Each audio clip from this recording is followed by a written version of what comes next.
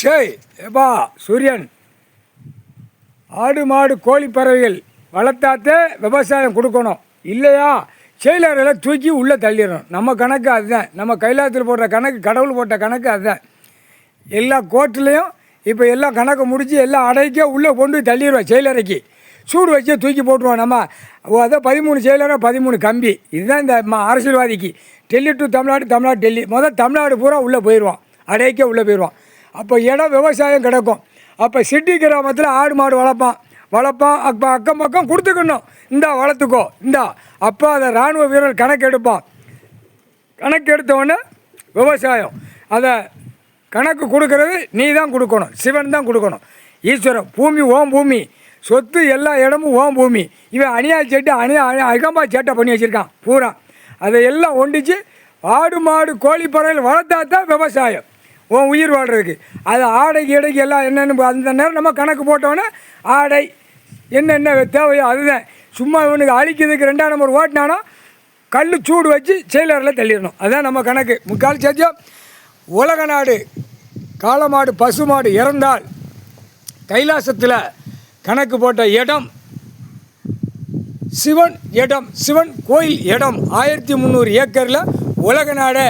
அதுக்கு சமாதி, அதுக்கு என்னென்ன பணிவிடை பண்ணணுமோ அதுக்கு எல்லாம் பணிவிடை பண்ணி அதுக்கு இறந்தால் அவன் குடும்பத்தாருக்கு என்ன கொடுக்கணுமோ விவசாயம் தான் கொடுக்கணும். சரியா? என்னப்பா 8 7 உழைச்சோடு கணக்கு விவசாயம் தான் அவனுக்கு. இந்த ஜாதி மதம் வச்சுருக்கவனால சூடு வச்சு உள்ளே வெளியிடணும். ஜாதி கிடையாது, ஒரு மயிரும் கிடையாது. கல்யாணம் முடிக்கிறது இராணுவ நீதிமன்றம் இருக்கும், அங்கே தான் கல்யாணம் முடிக்கணும். முடிச்சுட்டு ஓடி போயிரு. ஆதார் கார்டு ரேஷன் பதிஞ்சு கொடுத்துருவாங்க. சும்மா சேட்டவனா எத்திடுவாங்க, எத்தி வீங்கி போகும். முக்கால் சேச்சம். என்னப்பா சரிதானே?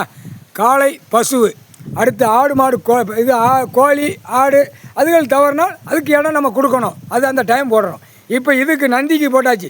நந்தி காளமாடு பசுமாடு இறந்தால் 1300 ஏக்கர் நம்ம கைலாசத்துலேருந்து தானங்க அதுக்கு என்ன பணியோட பண்ணணுமோ அதுக்கு பணியோட பண்ணி அதுக்கு தக்க பாதுகாப்பு கொடுத்து அதுக்கு இறப்பு கீழே சாண்டல் எல்லாம் பண்ணி அதுக்கு வானம் வெடி போட்டு இயந்திரம் இராணுவ வீரர்கள் அதுக்கு கொடுத்து தான் அதுக்கு அடைக்கலம் பண்ணணும் பூமியில்.